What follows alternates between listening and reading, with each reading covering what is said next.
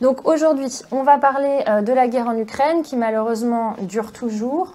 C'est un sujet extrêmement important et je ne vais pas être longue, mais je dirais juste un mot. Donc on est dans un contexte très particulier aujourd'hui puisque élections législatives anticipées.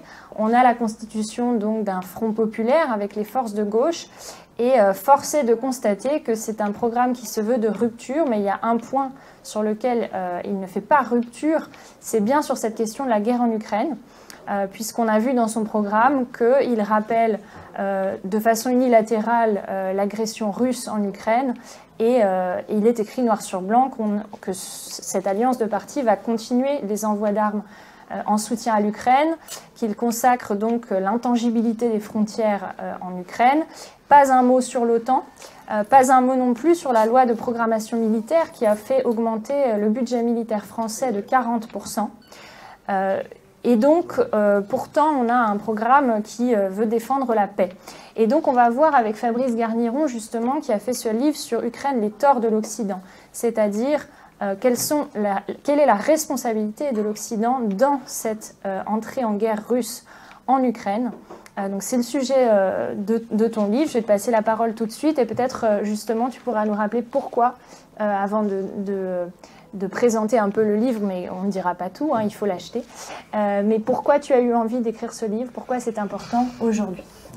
Eh bien, j'ai depuis mon enfance, en fait, un intérêt prononcé pour tout ce qui a trait au communisme, à l'Union soviétique, etc., la Grande Guerre patriotique, et aussi, pas seulement d'ailleurs, aussi un intérêt très grand par rapport à la manière dont les médias fonctionnent. Alors, dans les années 60, 68-69, j'avais 14 ans à ce moment-là, et en fait, j'étais assez surpris de la manière dont on présentait la guerre du Biafra. Et c'est le moment où il y avait les French Doctors, etc., où on excitait quand même l'opinion publique à coup de souffrance réelle, ceci dit, pour une intervention plus prononcée de la France, etc. Bon, on sait que depuis tout ça a été grandement manipulé et que finalement, bon, il y a eu une sorte de coalition pour défaire le Nigeria et néanmoins, il y a eu déjà à ce moment-là l'émergence de ce discours pseudo-humanitaire qui en fait est destiné à cacher un certain nombre d'enjeux géopolitiques, économiques, etc.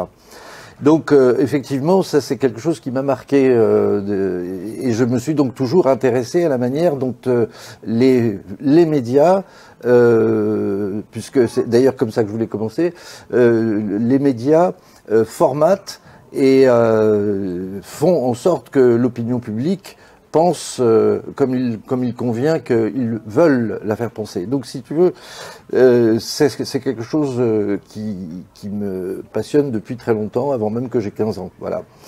Et alors, la question évidemment de mon livre sur la Yougoslavie se pose un petit peu dans les mêmes termes. J'ai été surpris par le décalage phénoménal qu'il y avait entre la présentation de l'événement et ce que je pouvais petit à petit accumuler comme information sur l'événement lui-même. Et tout ce que ça comportait d'aveuglement, de partialité, de censure d'un certain nombre de faits difficiles quand même à cacher, mais qu'il réussissait quand même à cacher, etc. Donc effectivement, dans cette affaire yougoslave comme dans l'affaire ukrainienne, l'enjeu c'est l'information ou c'est la pseudo-information qui formate en vue d'obtenir le consentement à la guerre. Alors évidemment, la guerre a besoin, parce que la guerre a besoin évidemment d'armes pour se faire, elle a besoin de ce consentement. Le consentement est vraiment quelque chose d'absolument indispensable, même pour des pays, des États aussi dictatoriaux que l'Allemagne nazie. Tu sais probablement que en fait, la Deuxième Guerre mondiale commence sur une manipulation nazie qui a consisté à faire croire aux Allemands qu'il y avait une attaque de la radio allemande sur le territoire allemand. C'était des Allemands déguisés en Polonais, etc. Et le lendemain, en vertu de cette pseudo-attaque, l'Allemagne a déclenché la Seconde Guerre mondiale en attaquant la Pologne. Donc l'enjeu de l'opinion est quelque chose d'absolument capital. Et Donc, de ce point de vue-là, la pseudo-information sur la guerre en Ukraine n'est pas tout à fait nouvelle. Ça a un air de déjà vu. Elle a fait ses preuves. Bon, alors je citerai, mais très très vite, bien sûr, on s'en rappelle l'affaire de Timișoara pour faire chuter Ceausescu. On se rappelle les couveuses qui avaient été débranchées par Saddam pour justifier, bien sûr, ensuite l'attaque de l'Irak par les États-Unis. On se rappelle évidemment la fausse fiole d'anthrax de Colin Powell à l'ONU en 2003. On se rappelle aussi les bombardements, les hécatombes qui ont été provoqués à Sarajevo par les musulmans eux-mêmes pour faire croire que c'était les Serbes et à partir de là faire intervenir l'OTAN. C'est le cas en 94, c'est le cas en 95. Tout ça est acté. D'ailleurs, Michel Collomb en a beaucoup parlé à l'époque. Hein, toutes ces informations ont été données par lui. Il y a peu de doute là-dessus. Il y a même pas du tout de doute là-dessus. Et il y a eu ensuite le faux massacre de Ratchak pour entreprendre la campagne de bombardement sur la Yougoslavie. Et il y a eu donc ça c'était en 99, la perspective d'un massacre qui n'avait pas eu lieu mais que Kadhafi était supposé prévoir, etc., qui a justifié entre guillemets l'intervention de l'OTAN en Libye, et la même chose avec la Syrie et le gazage de la population de la banlieue de Damas en août 2013 qui ne pouvait pas être fait par les forces de Damas. Et alors là, effectivement, la question de ces manipulations, elle est, elle est la partie émergée de l'iceberg. En réalité, l'information bien sûr, consiste en manipulation, mais aussi elle consiste à cacher les véritables enjeux.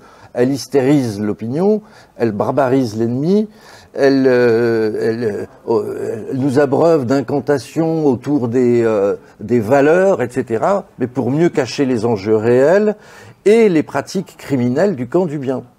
C'est toujours la même histoire.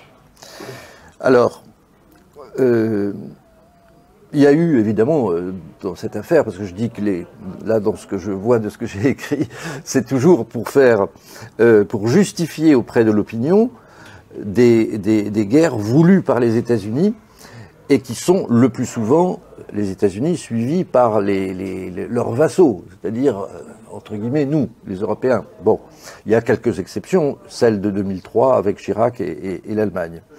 Alors, évidemment, la question qui se pose, c'est qu'après un bilan aussi catastrophique du point de vue de la déontologie médiatique, comment les entreprises médiatiques se posent-elles aujourd'hui en détentrices du discours légitime, et même en seule détentrice du discours légitime?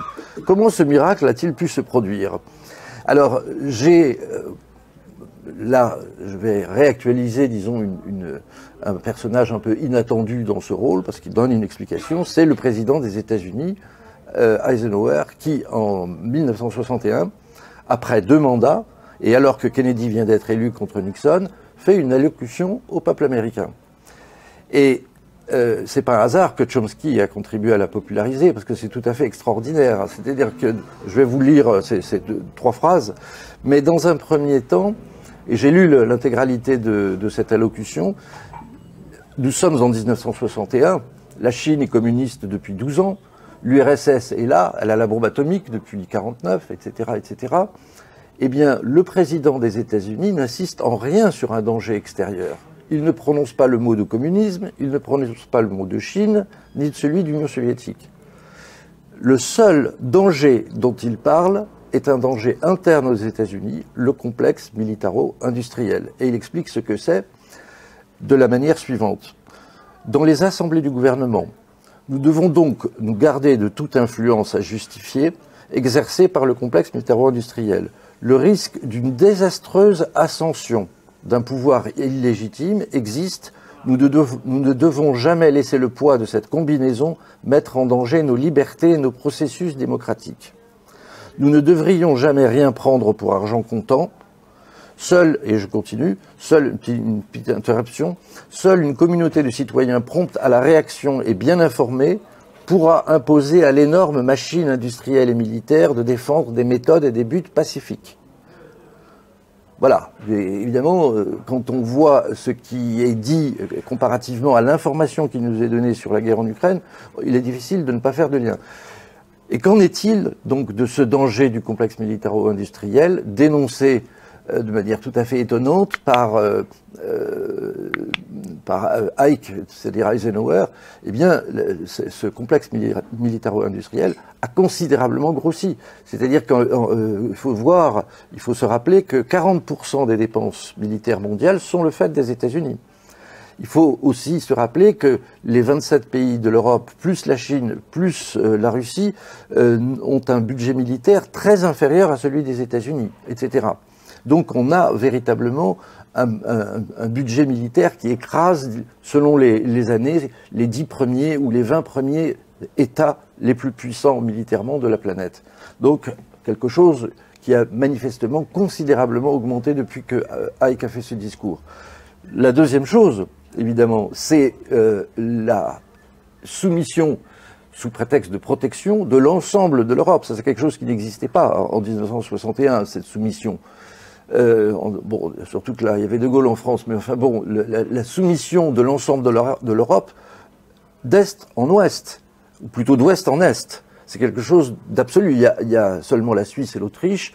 Évidemment, l'Ukraine est sous la botte otanienne, disons. C'est trop évident, malheureusement, pour les Ukrainiens. Mais c'est un pouvoir considérable. Quant et qui est, disons, qui a augmenté de manière exponentielle depuis 50 ou 60 ans. Donc, effectivement, ce que dit Eisenhower, c'est il ne faut pas que l'information soit biaisée. Elle risque d'être biaisée, étant donné le poids du complexe militaro-industriel. Les États-Unis pourraient se lancer dans une guerre contraire à l'intérêt des citoyens américains. Je reprends pas les phrases, mais c'est quand même pas de la surinterprétation ce que je fais. C'est-à-dire, il ne faut rien prendre pour argent comptant, dit-il. Il faut imposer à l'énorme machinerie industrielle et militaire de défendre des méthodes et des buts pacifiques, etc. Donc on est véritablement dans cette situation qu'il dénonçait, nous, Européens, et bien sûr les Américains. Donc il y a péril en la demeure. Finalement, donc la pseudo-information sur la guerre en Ukraine n'est jamais que le reflet disons de cet instrument du complexe militaro-industriel qu'est l'OTAN. On le vérifie dans l'information, ce poids. Et, soit dit en passant, toute l'Europe, effectivement, je ne l'ai pas précisé là tout à l'heure, toute l'Europe est dans l'OTAN. Encore une fois, à l'exception de l'Autriche et de la Suisse, qui en principe sont officiellement neutres. Bon, ça. Bon. Alors, aujourd'hui, le mensonge fantastique, c'est-à-dire il y a quelque chose de tout à fait extraordinaire. Tu me peux te demander pourquoi. Alors il y a quelque chose de, il y a des moments très très forts dans l'actualité. Par exemple, pendant les guerres en Yougoslavie, s'est répandue l'idée que les Serbes organisaient des camps d'extermination et commettaient des crimes à l'image de ce que les nazis avaient fait. Et alors, bon, aujourd'hui, on retrouve un peu ça, mais il y a un mensonge de base qui est inoculé, matraqué, c'est la Russie veut reconstituer l'ère de domination soviétique. Et ce sont des centaines de millions d'Occidentaux qui en sont persuadés.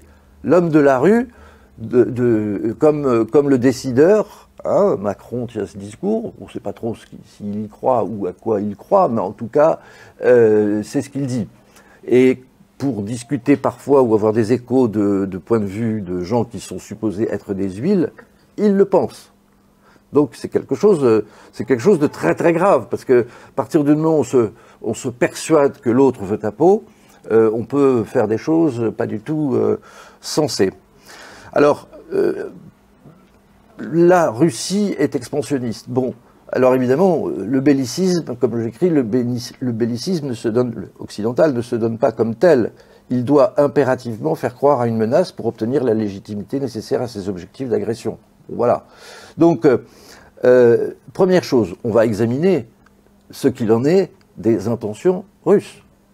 Bon, donc ce que j'écris, on nous accordera qu'un bon indice des intentions d'un chef d'État ou d'un homme d'État, pas forcément le chef, c'est des déclarations. Bon, que disent-ils? Alors là, il y a une phrase qui revient tout le temps dans le discours médiatique. Poutine aurait dit « La fin de l'URSS est la plus grande catastrophe géopolitique du XXe siècle ». Et je l'ai cru il y a encore quelques jours. Et je suis tombé sur la véritable traduction grâce à Jacques Beau, que tu connais. Et en fait, la phrase n'est pas ça. La phrase, je fais confiance à Jacques Beau, j'ai peut-être tort, mais je crois qu'il a raison parce qu'elle est plus nourrie.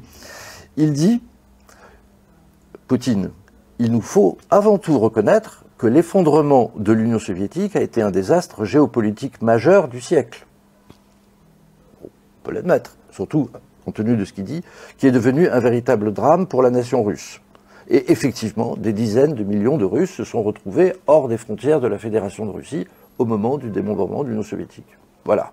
Donc, une menace pour le monde, derrière cette phrase, je ne la vois pas. Et on oublie, évidemment, on n'oublie pas, on le sait, mais on ne veut pas le dire, que Poutine a dit une phrase qui pourrait, justement, c'est pour ça qu'on la répète pas, rassurer évidemment l'opinion, qui ne regrette pas l'URSS n'a pas de cœur, qui veut la reconstituer n'a pas de tête. Voilà les seules déclarations que l'on a sous la main pour savoir quelles sont les intentions de la Russie. Alors un autre bon indice des intentions d'un État, d'un chef d'État, se perçoit à ses écrits. Qu'est-ce qu'il a écrit sur le sujet? Or, nous avons, traduit en français, c'est les éditions L'Harmattan, ou associés, qui a traduit c'est un pavé de 500 pages, mais un article qui contient un certain nombre de textes, d'interviews, d'articles de Poutine.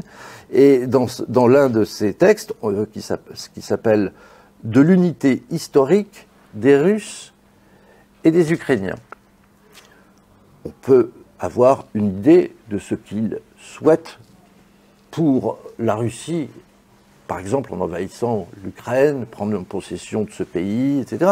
Des revendications, disons, expansionnistes caractérisées. Ben, on ne les trouve pas. Et on trouve même le contraire. C'est-à-dire, voilà, je vous lis une phrase. Bien sûr, une partie d'une nation, au cours de son... Parce que Poutine insiste sur l'unité historique des Ukrainiens et des Russes, pour dire c'est un même peuple. Alors on peut, à partir de cela, gloser. Mais voilà ce qu'il précise. C'est un même peuple, mais bien sûr, une partie d'une nation au cours de son développement peut, à un moment donné, se percevoir et se sentir comme une nation distincte. Comment doit-on traiter cette situation? Il ne peut y avoir qu'une seule réponse, avec respect. Bon. Pour ce qui est de l'indépendance de l'Ukraine, acquise en 1991, et on le sait du fait des dirigeants de Moscou, hein, c'est comme ça, il n'y a pas eu un mouvement de libération nationale qui a imposé l'indépendance de l'Ukraine, c'est le centre, Moscou, qui à l'issue des réformes commencées, on en parlait, en 85, a décidé de démembrer l'Union soviétique. Donc, effectivement, ce qui suit est une parole assez juste de Poutine. La Fédération de Russie a reconnu la nouvelle réalité géopolitique, et non seulement elle l'a reconnue, mais elle a fortement aidé l'Ukraine à devenir un État indépendant. Et plus loin, on peut lire « Nous respectons la langue et les traditions ukrainiennes, nous respectons le désir des Ukrainiens de voir leur pays libre, sûr et prospère. » Voilà. Alors, c'est tout à fait extraordinaire, parce que l'autre jour, sur une radio périphérique, j'entendais quelqu'un, là, il faut lire cet article, c'est la preuve que Poutine veut envahir le monde. Alors, tout ça ne tient pas. Alors, autre chose, il y a quand même beaucoup d'éléments. J'insiste sur cet aspect, parce que, encore une fois, peut-être que je vais me répéter, mais parce que c'est quelque chose de profondément ancré, d'ailleurs même plus dans le cortex, hein, c'est vraiment ancré dans le cerveau reptilien. C'est-à-dire cette peur, comme ça. Alors bien sûr, on argue de ce qui s'est passé le 24 février, mais je vais y revenir, 2022. Bon. Mais c'est quelque chose de très fort et de très important, parce que cette peur, fabriquée, parce qu'elle permet aux politiques, c'est-à-dire aux émissaires du CMI, complexe militaro-industriel, de lancer leur peuple dans une guerre contre la Russie. Hein, quand vous êtes persuadé que votre adversaire ou votre ennemi veut absolument votre peau, encore une fois, eh ben, il y a beaucoup de choses que l'on peut faire. Alors, il y a un autre aspect qui, là, ne relève plus des déclarations, c'est que l'aspect est le suivant, c'est quelles sont les forces quelle est l'importance des forces qui ont envahi l'Ukraine. Et parce que finalement, c'est à l'importance numérique des forces qui sont mobilisées dans une offensive que l'on peut mesurer les buts politiques poursuivis par ceux qui ont initié cette offensive. Et là, il y a quelque chose qui, évidemment, ne correspond pas du tout au fantasme de la propagande atlantiste, c'est que ces troupes étaient inférieures à 150 000 hommes. Pour prendre, alors, Emmanuel Todd, dans son livre, qui est très intéressant, parfois un peu ça, mais bien, et lui parle de 120 000 hommes. Moi, j'ai mis 150 000. Je sais qu'ils sont nettement inférieurs à 200 000, ça c'est quelque chose d'a priori acté, je pense que tout le monde sera d'accord, mais pour prendre possession d'un pays de la taille de l'Ukraine, qui est le plus grand pays d'Europe, plus grand que la France, de 10%, il ne faut pas 150 000 hommes, il en faut au moins 10 fois plus. Et là, je vais le montrer. Et l'armée ukrainienne, de son côté, c'était 750 000 hommes. Donc on a fait croire à l'opinion que la Russie voulait s'emparer de l'ensemble du territoire ukrainien avec des forces 5 fois inférieures à celles de l'armée adverse. Pas très crédible. Il est en effet notoire, même chez les profanes, dont moi, qu'il faut à l'attaquant au moins 2 fois plus de force à l'attaquer pour l'emporter. Donc effectivement, on retrouve le chiffre d'1 500 000. Alors là, on a des exemples très simples, si vous voulez. C'est, par exemple, il ne s'agit pas de comparer l'Allemagne nazie, bien sûr, à la Russie, mais combien a-t-il fallu d'hommes pour envahir la France en 1940 ? Côté allemand, 3 millions. On est très au-delà de ce que les Russes ont engagé. Les Américains au Vietnam, le Sud-Vietnam, puisque c'est au Sud-Vietnam que leur présence militaire était, Sud-Vietnam, 500 000 hommes. Un territoire 3 fois plus petit. Combien a-t-il fallu aux Soviétiques et au pacte de Varsovie pour prendre possession contrôler la Tchécoslovaquie en août 68 ? 500 000 hommes encore, pour un territoire 4 fois plus petit.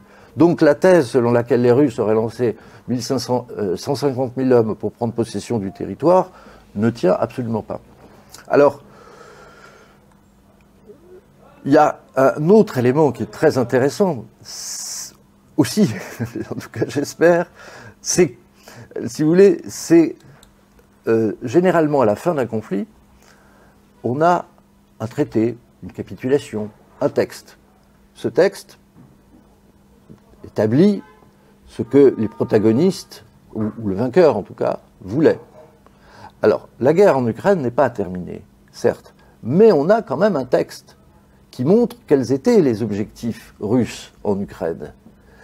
Et ce texte a été adopté un mois environ après l'attaque russe du 24 février. Ce texte était tout à fait clair sur les intentions russes. Il n'y avait absolument rien qui confirme les fantasmes qui sont inoculés, si j'ose dire, à la population et aux centaines de millions d'Occidentaux. Alors, ce document, évidemment, les médias n'en ont absolument pas parlé. Mais il se trouve qu'il y a un Premier ministre israélien, Naftali Bennett, qui lui a servi d'intermédiaire pendant ces négociations. Et il a, si je puis dire, il a parlé.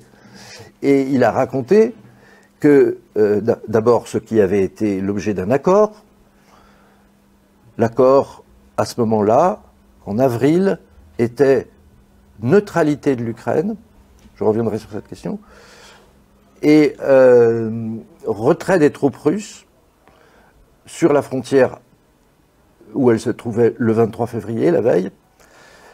Et donc, les territoires envahis, le mot envahir ne correspond pas tout à fait à la réalité, mais bon, admettons, étaient rétrocédés. Alors nous avons donc Naftali Bennett, j'ai entendu son interview, elle dure 3 heures ou 4 heures, elle est très très longue, elle est en hébreu, bon je ne comprends pas l'hébreu, mais il y avait une traduction, tout ça, et il raconte ce qui s'est passé. Il y a une autre personne ô combien intéressante, c'est Fiona Hill, qui était la secrétaire ou une des dirigeantes du Conseil de sécurité des États-Unis. J'ai trouvé cette citation, qui d'ailleurs je crois est dans le livre de Michel Colomb. Selon plusieurs anciens hauts responsables américains avec lesquels nous nous sommes entretenus en avril 22, les négociateurs russes et ukrainiens semblaient s'être progressivement mis d'accord sur les grandes lignes d'un règlement intermédiaire négocié. La Russie se retirait sur sa position du 23 février et en échange, l'Ukraine promettait de ne pas demander l'adhésion à l'OTAN. Voilà.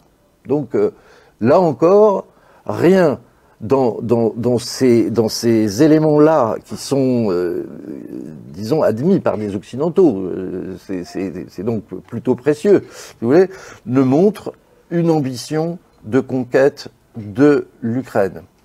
Je veux venir. Ouais. Alors, le problème, c'est que, qu'est-ce qui s'est passé? Pourquoi ça n'a pas été signé? Ben, c'est qu'il y a eu l'intervention des Britanniques et des Américains. C'est eux qui ont dit non, vous n'allez pas signer. Et c'est Boris Johnson qui a dit non, il faut faire tomber Poutine, il faut faire sur le plan militaire ce que l'on est en train de faire sur le plan économique, faire chuter ce nouveau diable universel. Donc le problème, c'est que cette politique est totalement criminelle parce que depuis cet accord qui était favorable à l'Ukraine, des centaines de milliers de gens sont morts, notamment ukrainiens. C'est pas 100 000, c'est 400 000 ou 500 000 côté ukrainien. Les victimes des combats se comptent, semble-t-il, en centaines de milliers de morts côté ukrainien, en dizaines de milliers côté russe. Alors, évidemment, reste le fantasme majeur, c'est l'idée que les Russes veulent s'en prendre aux pays baltes, à la Pologne, que sais-je encore. Bon. Et alors, bon, là, nous avons quand même une déclaration de Poutine. Alors, ça vaut ce que ça vaut. Mais il y a d'autres éléments qui sont plus importants, mais que je donne. Dans l'interview avec Tucker Carlson, il a dit que ça ne tient pas debout. Bon. Et alors, observons la rigueur, au passage, la rigueur de pensée de nos désinformateurs professionnels et patentés. Cette thèse, évidemment, nos désinformateurs se prennent les pieds dans le tapis, parce que ça fait des décennies qu'on dit à l'opinion, elle raconte plus ou moins n'importe quoi, mais on dit à l'opinion, là en l'occurrence quelque chose qui pouvait tenir la route, les pays baltes, la Roumanie, etc. sont dans l'OTAN, et parce qu'ils sont dans l'OTAN, on ne peut pas les agresser. Et voilà qu'ils nous disent que le fait qu'ils soient dans l'OTAN n'empêche en rien qu'ils soient agressés. Bon, moi je ne trouve pas ça très cohérent. Bon, c'est ce que j'appelle se prendre les pieds dans le tapis. Mais enfin, passons. Chacun sait, effectivement, ça c'est vrai, que si la Russie attaquait les États baltes, qui font partie de l'OTAN, il y a une charte de l'OTAN, etc., il y aurait bien sûr une guerre générale en Europe, et peut-être même plus au-delà de l'Atlantique, avec la Russie. Donc tout ça, et puis avec le risque de dérapage nucléaire. Évidemment, alors pour conclure sur cette affaire de l'hégémonisme, le bellicisme russe, évidemment, tout ça tient d'autant moins debout que s'il y avait une guerre entre les pays de l'OTAN et la Russie, elle serait numériquement extrêmement favorable à l'OTAN. 800 millions d'habitants, les pays de l'OTAN environ. 146 millions environ pour ce qui est de la Russie. Donc un différentiel considérable qui serait très évidemment défavorable à la Russie. Donc cette idée que la Russie lorgnerait sur les États baltes et la Pologne, c'est vraiment un fantasme. D'ailleurs, là, j'ai un allié de poids, c'est Emmanuel Todd, il dit que c'est du délire. Voilà, c'est du délire. Mais les gens y croient. Alors reste évidemment une question très simple, une question de bon sens. Pourquoi, et à laquelle bien sûr on n'a jamais de réponse, pourquoi la Russie, qui est le plus grand pays du monde, 17 millions de kilomètres carrés, qui qui correspond à 11 fuseaux horaires, qui a des richesses considérables. Pourquoi voudrait-elle s'emparer du territoire de ses voisins avec des populations de plus hostiles? On ne sait pas. Bon. Donc, on est face à une hypothèse de menace qui est si aberrante qu'on se demande si elle est une invention d'esprit dérangé, c'est ce que dit d'ailleurs Todd, ou un thème de propagande tablant cyniquement sur la crédulité d'une opinion travaillée depuis longtemps par une russophobie fanatique. Effectivement, j'ai eu l'occasion, dans mon entourage, de vérifier qu'elle est bel et bien fanatique.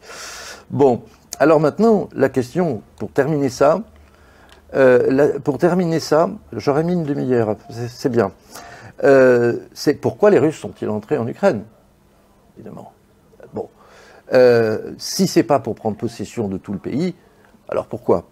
Alors en fait, et je suis là sous le signe de Jacques Beau, et je crois qu'il a tout à fait raison, en fait il s'agit d'une attaque préemptive.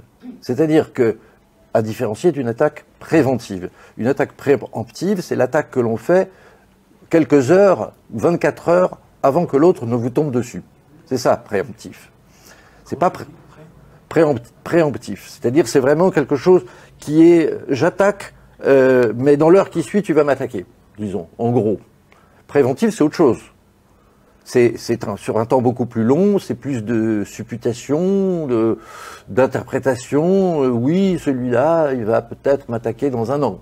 Voilà. Bon. Mais là, il ne s'agit pas de ça. Alors, pourquoi était-elle préemptive? Parce que, en fait, qu'est-ce qui nourrit cette hypothèse? Il n'y a pas de preuve absolue. Il y a des éléments de preuve néanmoins. C'est qu'en fait, la guerre ne commence pas le 24 février, il commence une semaine avant, par des bombardements intensifs de Kiev sur le Donbass, où Kiev avait accumulé des dizaines de milliers d'hommes, sinon des centaines de milliers. Bon. Et donc ces bombardements étaient soit le prélude à une offensive, soit un piège pour inciter les Russes à attaquer. Bon, ça, on ne le sait pas encore. Mais ce qui est sûr, c'est que les autorités de Kiev et les Occidentaux, Merkel, Hollande, etc., avaient, enfin, en particulier Zelensky, pour ce qui est de l'Ukraine, avait fait passer un décret qui a été voté à la Rada, donc l'Assemblée ukrainienne, de reconquête du Donbass et de la Crimée. Donc ça, il l'avait fait en mars 2021. C'était pile un an avant. Donc l'offensive par des bombardements de Kiev est également actée. C'est un fait. Elle a eu lieu. Et Jacques Beau montre que les tirs venaient précisément des forces de Kiev. Et on sait aussi que les Russes ont commencé à évacuer de la population avant le 24. C'est dans ce cadre-là que les Russes reconnaissent les deux républiques, celle de Donetsk et Lugansk, comme deux États indépendants. Ce qu'ils n'avaient d'ailleurs jamais voulu faire avant. Donc, voilà le sens de cette attaque. Et il y a quelque chose de très fort, je crois, et de particulièrement scandaleux dans la politique de Kiev, c'est qu'ils veulent les territoires du Donbass. Ils veulent la Crimée, mais ils ne veulent pas les gens qui y habitent. Ça, c'est clair. Ils veulent les foutre dehors. Voilà. Et nous avons un autre indice assez parlant, et ça c'est une preuve, enfin ça s'est prouvé plus exactement, c'est l'opération Tempête des forces croates en 1995. L'opération Oluya, c'est une opération d'épuration ethnique qui a été contrôlée par les États-Unis. Les États-Unis ont fourni les armes, ils ont fourni les renseignements satellitaires, les conseillers, etc., etc. On connaît l'organisme privé qui recycle des militaires de l'armée américaine qui a organisé cette offensive, c'est le MPRI. Bref, il y a une donnée forte. L'offensive de 95, août 95, a commencé par des bombardements de l'artillerie et ensuite une offensive qui a chassé tous les habitants serbes de la région. Ça, c'est pas une invention, c'est vrai. Voilà, c'est pas du garniron, on le sait. Hein, bon.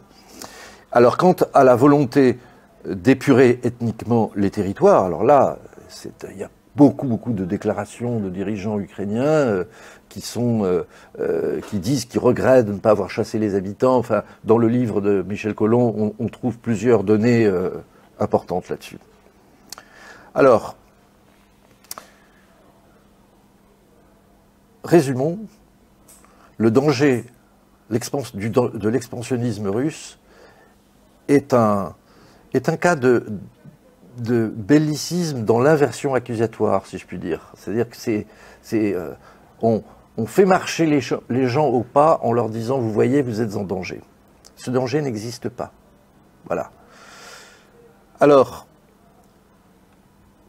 là, évidemment, c'est pas quelque chose que cette partie que je viens de terminer, c'est pas quelque chose que j'ai totalement intégré dans ce que j'appelle les torts de l'Occident. Les torts de l'Occident sont considérables, bon, à mon avis, mais là, en l'occurrence, j'ai fait allusion à ce que j'ai dit dans mon avant-propos sur cette manipulation généralisée d'une opinion qui verse vraiment dans l'irrationnel, tout simplement. Les gens sont persuadés. Et à partir du moment où les gens sont persuadés, vous pouvez leur donner des faits, des phrases, des déclarations. Ça ne change rien. Encore une fois, le cerveau reptilien, quand il a été atteint, c'en est fini du cortex. C'est fini. Je le vois autour de moi, c'est quelque chose de sidérant. Donc, passons à l'autre dossier.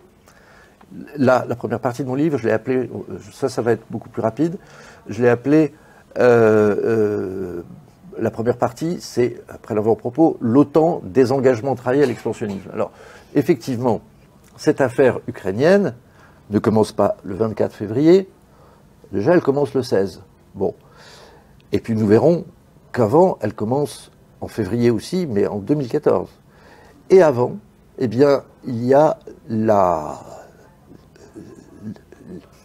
l'effondrement, non pas d'ailleurs de l'Union soviétique dans un premier temps, mais un deal historique qui a été une arnaque historique et géopolitique de grande ampleur.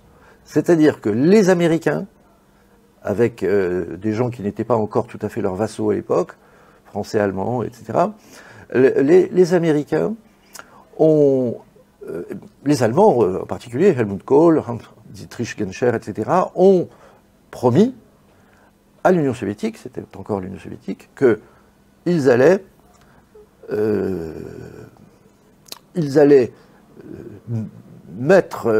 en aucun cas profiter de la nouvelle situation pour étendre l'OTAN. Ils l'ont dit. À condition, l'autre versant du deal, c'était l'Union soviétique accepte la réunification de l'Allemagne. C'était pas rien. C'est-à-dire qu'on oublie que la destruction du mur n'est pas seulement la liquidation du pacte de Varsovie qui précède celle de l'Union soviétique, c'est la réunification allemande. C'est-à-dire que ça met l'Allemagne dans une situation qu'elle n'avait pas connue depuis très très longtemps, c'est-à-dire avant la Première Guerre mondiale. Hein, donc ça devient un pôle de puissance considérable. Et parce que il y a l'Allemagne de l'Est, et puis parce qu'il y a l'Hinterland des pays comme la Slovaquie, la Tchécoslovaquie, enfin, la Tchéquie et la Pologne, et ainsi de suite. Donc c'est un regain de puissance du côté allemand considérable auquel les Soviétiques ont consenti en échange d'un engagement. J'aime pas le mot promesse parce que quand on parle de promesses, on pense que ceux qui les croient sont des imbéciles. Mais là, il s'agit d'engagement. Et l'engagement n'était pas seulement de ne pas inclure la Pologne, etc. C'était de ne pas aller au-delà de l'Elbe. C'est-à-dire l'Elbe était un fleuve qui traversait l'Allemagne de l'Est, mais qui n'était pas sur la frontière orientale de l'Allemagne de l'Est. C'est-à-dire c'est un fleuve qui passe à Dresde, c'est-à-dire à 100-150 km de la frontière germano-polonaise. Donc c'était une promesse qui voulait dire on ne va même pas étendre l'OTAN à l'ensemble de l'Allemagne. Voilà ce qu'ils ont promis. Alors, bon, je le cite, c'est absolument indéniable. Alors bien sûr, il y a cette espèce de bureaucrate assez niais, bon, qui est Jens Stoltenberg, le chef de l'OTAN, qui a dit on n'a jamais promis ça, bon, n'importe quoi. Là, on a des écrits. Et par exemple, James Baker, un homme présentant très bien et qui peut-être croyait à ses promesses, non seulement pour l'URSS, mais aussi pour les autres pays européens, il est important d'avoir des garanties selon lesquelles, si les États-Unis maintiennent leur présence en Allemagne dans le cadre de l'OTAN, pas un pouce de la juridiction militaire actuelle de l'OTAN ne se propagera vers l'Est. Bon. Même chose du côté de Genscher, même chose du côté du chef de l'OTAN de l'époque, etc., etc. Là, on a le compte-rendu d'une réunion qui est écrit par un Allemand et qui dit « Nous avons une réunion avec les Français, les Britanniques, les Soviétiques et les Américains. Nous avons clairement indiqué, lors des négociations, que nous n'étendrions pas l'OTAN au-delà de l'Elbe. Nous ne pouvons donc pas proposer à la Pologne et aux autres l'adhésion à l'OTAN. » Voilà. Donc, on a des preuves de ces engagements qui sont toutes d'origine occidentale, qui viennent d'une université qui est à quelques centaines de mètres de la Maison Blanche, qui s'appelle l'université George Washington, et qui a déclassifié beaucoup de données. Il n'y a aucun doute là-dessus. Alors, on peut imaginer, c'est ce que j'appelle une grande arnaque d'envergure géopolitique et historique, évidemment. On peut, qui se mesure à l'incorporation ultérieure de 14 États nouveaux, situés très à l'est, parfois au sud, et dans lesquels on a voulu mettre l'Ukraine. C'est-à-dire, si c'est... Alors là, bon, ce qui est tout à fait extraordinaire, justement, c'est tellement énorme ce que les Occidentaux ont fait, en l'occurrence, je ne mets pas forcément complètement en cause la sincérité de ceux qui ont signé ces engagements à ce moment-là. Bon, on ne peut pas trop savoir. Par contre, le cynisme de ceux qui ont succédé, alors là, il n'y a pas de problème. Et notamment Clinton.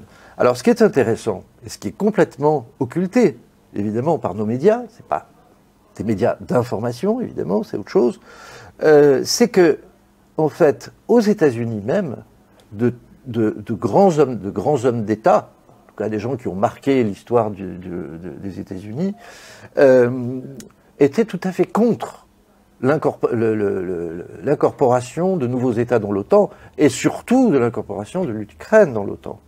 Alors, parmi ces gens, on a quand même un gratin de personnalités. Par exemple, George Kennan, bon, c'est quelqu'un qui a marqué la diplomatie américaine, qui a disons, théorisé ou conceptualisé la théorie du containment de l'Union soviétique après la Seconde Guerre mondiale. C'est un anti-soviétique, un anti-communiste tout à fait de conviction, mais un homme très intéressant néanmoins, et dont il faut lire une interview qui a été publiée qui a été faite à la fin du XXe siècle, 97-98. Bref, cet homme qui a des états de service tout à fait irréprochables, que dit-il dans le New York Times en 97, ce serait l'erreur la plus monumentale faite par les États-Unis depuis l'incorporation des nouveaux États dans l'OTAN. L'erreur la plus monumentale. Et là, ensuite, on a, je ne les cite pas tous, et je ne veux d'ailleurs pas les citer, mais je vais citer les noms simplement. Il y a deux chefs du Pentagone qui étaient contre. L'un, William Perry, était chef du Pentagone sous Clinton. L'autre était Robert Gates, qu'il a été sous Obama et avant sous Bush, et qui avant était chef de la CIA. Il disait l'incorporation de l'Ukraine et de la Géorgie dans l'OTAN, c'est une provocation particulièrement monumentale. Voilà.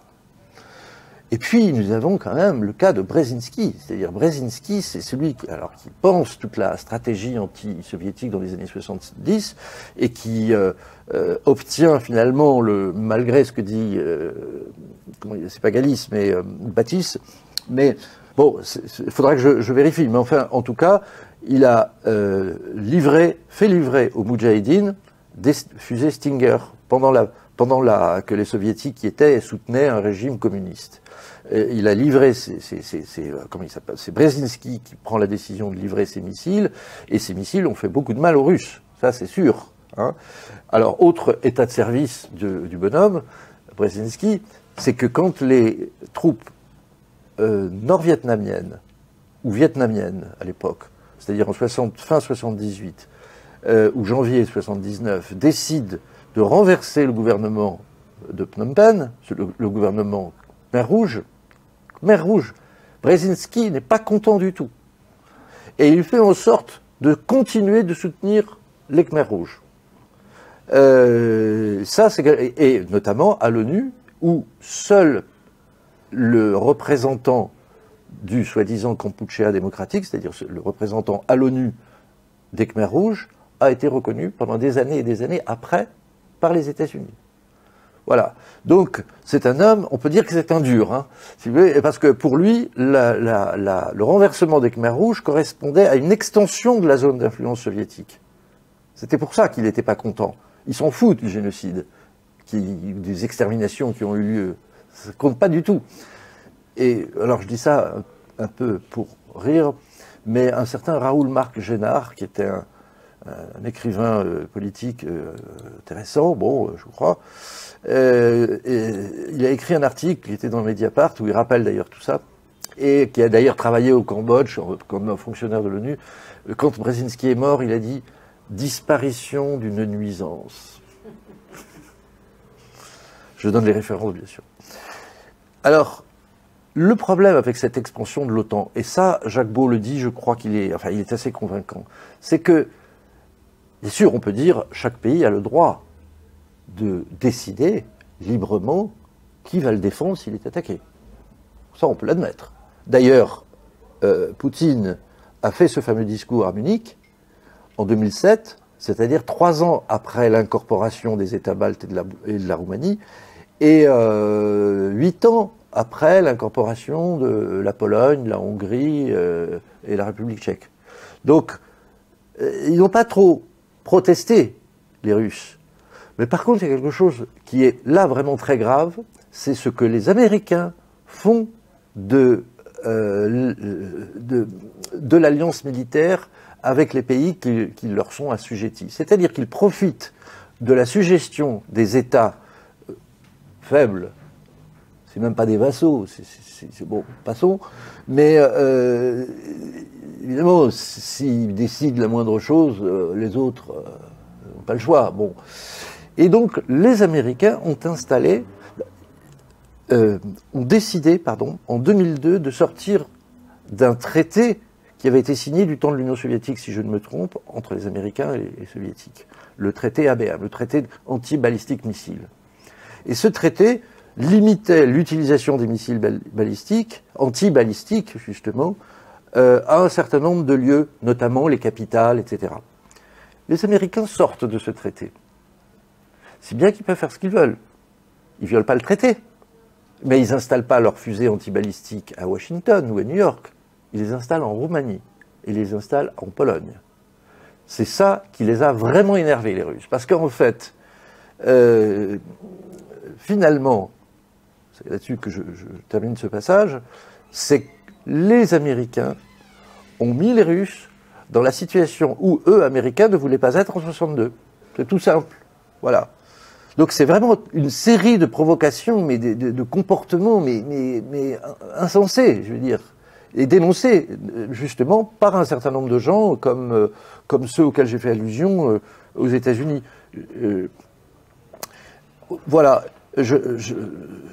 Effectivement, bon, ça veut dire, je ne l'ai pas lu, mais c'est pas grave. Passons à autre chose. Alors, il y a quelque chose d'intéressant aussi dans notre univers médiatique, c'est ce que j'appelle la thèse de l'État Goliath. La thèse de l'État Goliath, c'est qu'il y a un énorme truc, la Russie, et le seul problème de sécurité qui se pose dans la région, c'est les incursions irrépressibles que depuis des siècles, cette puissance peut faire sur son Occident. Il n'y a pas d'autre sujet de préoccupation sécuritaire pour les Occidentaux. Il n'y a que ça. Alors évidemment, il donne un exemple. L'occupation des pays de l'Est par l'Union soviétique. Ça, c'est vrai. Elle a eu lieu. Elle n'a pas eu lieu avec l'assentiment majoritaire des populations concernées. C'est certain. Seulement, la question, c'est que cette occupation n'est pas le signe d'une sorte de tradition russe consistant à s'emparer des territoires de ses voisins. C'est pas non plus, contrairement à ce que beaucoup disent, une volonté de propager le communisme. C'est tout à fait autre chose. Ce n'est pas idéologique, mais c'est sécuritaire. C'est-à-dire que la guerre en Union soviétique a été d'une telle violence que les dirigeants soviétiques sont devenus, on peut les comprendre, plutôt sourcilleux par rapport à leurs frontières occidentales. Donc l'occupation des pays de l'Est, réelle, et avec la soviétisation, etc., mais aussi avec beaucoup de réformes qui allaient dans un sens différent, notamment bien sûr en Hongrie. Donc tout ça est une véritable, cette référence est une véritable, encore une fois, manipulation des faits. Ce n'est pas cette occupation n'est pas était quelque chose qui est en lien direct avec la guerre germano-soviétique entre 1941 et 1945. Ça, c'est évident. Alors, il y a quand même quelque chose, au fur et à mesure que je faisais ce travail, je suis tombé sur quelque chose d'intéressant.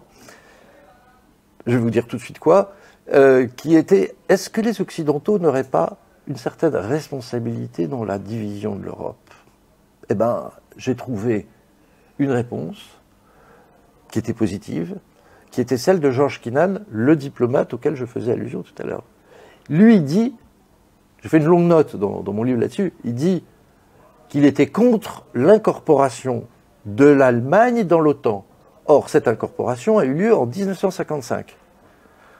Une semaine ou 15 jours après, les Soviétiques, fondent, il existait déjà dans les faits, mais là, ils déclarent officiellement qu'il y a le pacte de Varsovie. Donc, en fait, donc il y a un rapport, c'est pas simplement une corrélation, il y a un rapport de cause à effet entre cette incorporation de l'Allemagne dans l'OTAN et la fondation du pacte de Varsovie.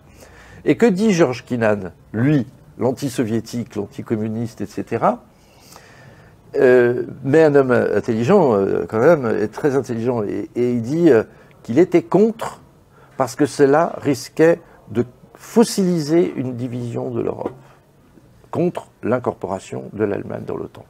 Donc là, nous avons quand même quelque chose, d'intéressant sur cette occupation qui évidemment comporte beaucoup d'aspects négatifs, c'est évident. Je crois que la majorité des gens n'étaient pas du tout pour, mais l'Union soviétique pensait surtout à ses intérêts en tant qu'État. Bon. Alors, ce qui est intéressant aussi, c'est qu'il y a une sorte de fermeture complète des médias pour défendre l'idée de l'État Goliath.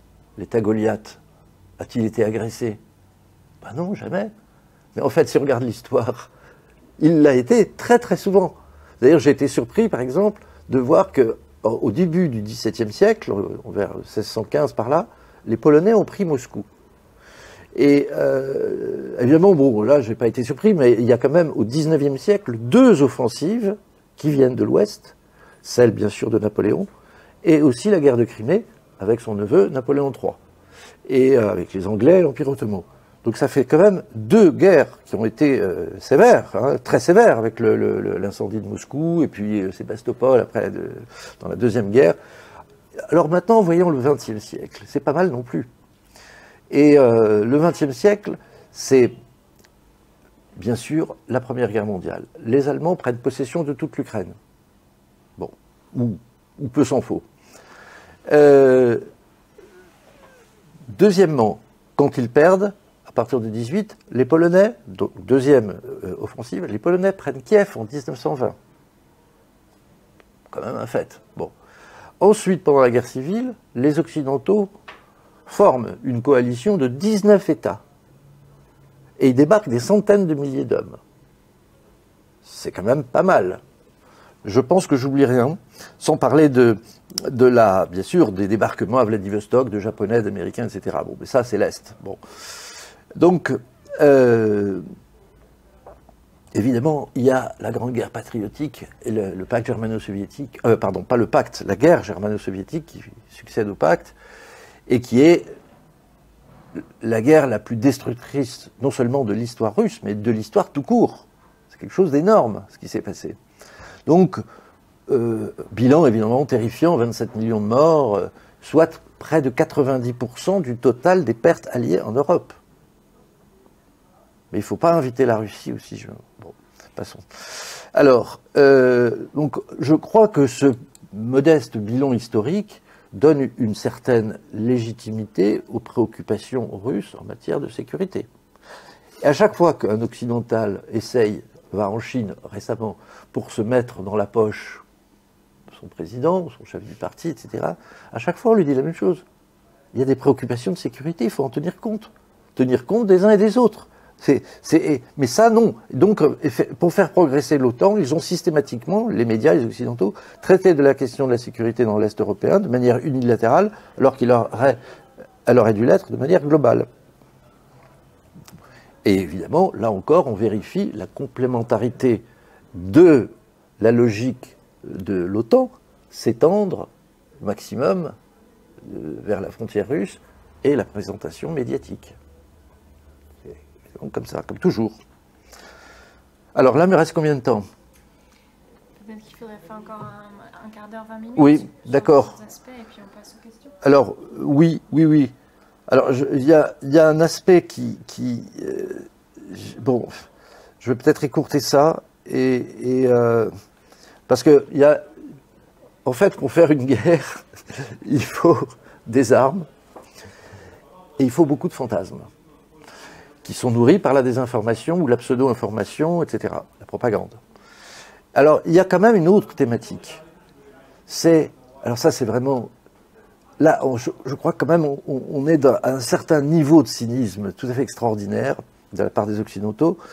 Alors, effectivement, on en est persuadé, là aussi, des centaines de millions d'Occidentaux qui sont soit peu instruits, soit très instruits, vous disent, là encore, exactement la même chose. Du haut en bas de l'échelle de l'instruction, on vous dit que la Russie veut envahir le monde. Bon, d'accord, ok, j'exagère à peine.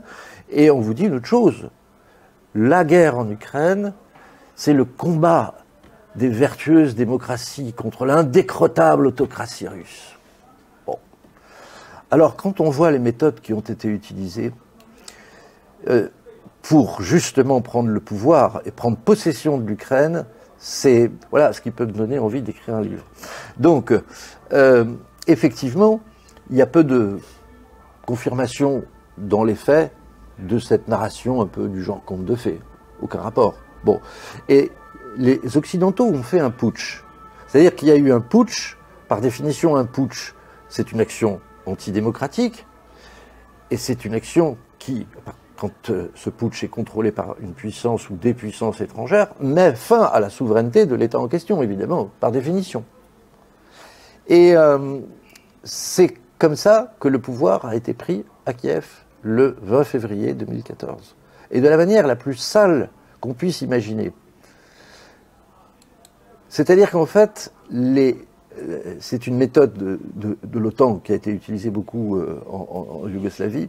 C'est-à-dire que des tireurs qui étaient des tireurs alliés de l'OTAN, on ne sait pas si c'était des Polonais, des Ukrainiens, des Américains, des Géorgiens, là-dessus on ne sait pas trop. Mais on sait, de sources absolument sûres, que des tireurs qui étaient dans un hôtel, qui était contrôlé par l'opposition, c'est-à-dire en gros les néo-nazis, la CIA, etc., ont tiré sur la foule des manifestants pro-occidentaux. Ils en ont tué 86, ils en ont blessé 500 ou 600. Alors, les députés, même du parti présidentiel qui était Yanukovych, le soi-disant pro-russe, évidemment, ont voté contre lui. Ils ont voté contre lui, persuadés que c'était la police de Yanukovych qui avait fait le coup. Alors, comment est-ce qu'on sait ce qui s'est passé? De la manière la plus simple, si je puis dire, c'est qu'il y a eu une écoute piratée, on ne sait pas par qui, mais ce qui est intéressant, c'est ce qui s'est dit, et surtout que ça a été authentifié par un des deux interlocuteurs. Bon, l'un des deux interlocuteurs, celui qui parle de ce qui s'est passé, est un homme, disons, c'est le ministre estonien des Affaires étrangères, qui s'appelle Urmas Paet, etc., qui discute avec la baronne Catherine Ashton, vice-présidente de la Commission européenne, qui dit à ce que le gars lui répond I am shocking, etc. Évidemment, elle n'a strictement rien fait des nouvelles qui lui étaient données, comme quoi, effectivement, c'était l'opposition qui avait fait le coup d'État et qui avait abattu les manifestants pro-occidentaux pour mettre ça sur le dos du président. Donc, un bain de sang a été le moyen par lequel les Occidentaux ont pris le pouvoir. Mais pourquoi l'ont-ils pris comme ça, alors qu'on se gargarise des valeurs européennes et des valeurs démocratiques? Ils ont pris le pouvoir comme ça parce que tout processus démocratique authentique mettait en danger les objectifs occidentaux de prise de possession de l'Ukraine. C'est pour ça qu'ils l'ont fait. C'est pas du tout la démocratie contre l'autocratie. Hein, c'est le putsch et le massacre, le bain de sang pour s'emparer du pouvoir. Donc, alors, je rappelle, oui, dis-moi. Non, peut-être justement parler de l'accord d'association avec l'Union européenne. Oui, ben justement, je voulais, voilà, voilà. Alors effectivement, bon, ça, je me suis beaucoup servi du site de Olivier Berruyer qui a fait un travail remarquable là-dessus. Effectivement, si vous voulez, avant le putsch, si on remonte un petit peu en arrière, un peu avant le putsch, c'est-à-dire vers l'automne 2013, le putsch a lieu février 2014, vers 2013, il y a une grande négociation commerciale qui est initiée par l'Union européenne et par l'Ukraine, gouvernée démocratiquement par un président légal qui s'appelle Yanukovych. Et en fait, ce qu'il faut savoir, c'est que celui qui dirige les négociations s'appelle Barroso. Barroso, c'est Tonton Madi. Tonton, c'est l'oncle Sam. Il obéit au doigt et à l'œil. Il est passé du col Mao, comme dirait l'autre, au Rotary Club, c'est-à-dire qu'il est passé du maoïsme dans son enfance, dans son adolescence ou sa période de jeune homme, à la Goldman Sachs, dont il est un des dirigeants. Je ne sais pas s'il l'est encore aujourd'hui. Bon. Donc c'est vraiment le parcours parfait. C'est lui qui a organisé, Barroso, une réunion quelques jours avant l'offensive américaine en Irak, à Madère, je crois, avec Aznar et Bush, et lui-même, pour soutenir l'offensive américaine en Irak. Et donc, cet homme veut obtenir de l'Ukraine qu'elle rompe les relations économiques avec la Russie, alors qu'elle est déjà dans un ensemble économique, l'Ukraine, avec la Russie, la Biélorussie et le Kazakhstan. Et ils veulent absolument obtenir cette rupture et obtenir de l'Ukraine qu'elle accepte une zone de libre-échange avancée. Cette zone de libre-échange avancée aurait été une véritable catastrophe en réalité pour l'Ukraine, parce que l'industrie ukrainienne, principalement militaire, exportait en direction de la Russie. Et l'industrie ukrainienne avait très peu de produits à exporter vers l'Ouest, donc cette zone de libre-échange avancée à 99% aurait signifié que les produits occidentaux, européens et autres, auraient inondé le marché ukrainien sans contrepartie autre que le sol et le sous-sol. Parce que c'est ça, le deal. C'est qu'on va prendre possession de votre terre à Tchernosium, qui est une terre très très riche, une des plus riches du monde, et il y avait des accords gaziers, etc., etc. On pille, bon, en tout cas, on achète après avoir conquis un marché. Mais le but des Européens, et en particulier de Barroso, il est néocolonial d'une certaine manière, mais il est aussi géopolitique. C'est-à-dire que, d'ailleurs, Annie Lacroix-Riz, j'ai vu plusieurs de ses conférences, elle cite un politicien ou un géopoliticien d'entre les deux guerres qui dit « couper la Russie de l'Ukraine, c'est lui casser les dents ». Et en fait, la logique économique dans laquelle Barroso et tout ce conclave de conquistadors, si j'ose dire, si vous voulez, se trouvait, était d'appliquer au niveau économique ce qui avait été pensé au niveau géopolitique, notamment par Brzezinski, qui voulait cette rupture entre l'Ukraine et la Russie. Donc, il faut voir dans quelle situation à l'époque était l'Ukraine. Elle était en cessation de paiement, elle était en récession. C'est un pays où les gens gagnaient un SMIC inférieur à celui qu'il est en Chine, etc., etc., etc. Des réserves de change réduites à très peu de choses. Donc, effectivement, imposer dans ces conditions-là une rupture des relations économiques avec la Russie, c'était une vivisection. Et la vivisection, dans leur optique, elle devait être suivie d'une thérapie de choc. Ah, oui, à la manière FMI, c'est-à-dire on sextuple le prix du gaz, on démantèle les services publics, on privatise, et ainsi de suite. Les budgets sociaux sont réduits, etc. Donc c'est véritablement ça qui se préparait. Si bien que Yanukovych, à la suite de tout ce processus, a finalement dit non. Non, on a besoin encore de temps pour savoir comment... Et il voulait des compensations. Parce que si on détruit notre industrie, il nous faut des compensations. Les Russes ont proposé des choses beaucoup plus intéressantes à l'Ukraine à ce moment-là. 15 milliards de dollars, alors que l'Europe a proposé 500 millions. Donc c'est une différence énorme qui a amené Yanukovych à rompre ses relations ou à les remettre à plus tard, etc. Mais pendant ce temps-là, c'est là où on voit ce que sont nos démocraties qui prétendent se distinguer fortement des autocraties, c'est qu'ils ont joué la rue, ils ont joué la violence, ils ont fait en sorte que les manifestants soient galvanisés par leur soutien, parce que le Yanukovych, qui était supposé être un représentant local de l'autocratie russe, laissait tous ces gens discourir sur la place centrale de Kiev en toute liberté. Alors qu'en fait, il les appelait, ces dirigeants occidentaux, McCain, Westerwelle, BHL. Ils ont eu droit à BHL. Et tous ces gens-là les galvanisaient pour les pousser à l'insurrection et pour prendre le pouvoir. Ou tout au moins obligés, encore une fois, par la violence et par la rue, Yanukovych a cédé à ce fameux accord de libre-échange avancé à 99%. Donc, ce n'est pas du tout quelque chose qui relève du combat vertueux entre les démocraties, etc., et l'autocratie. Parce qu'il y a deux choses qui inquiétaient énormément les Américains et les Occidentaux.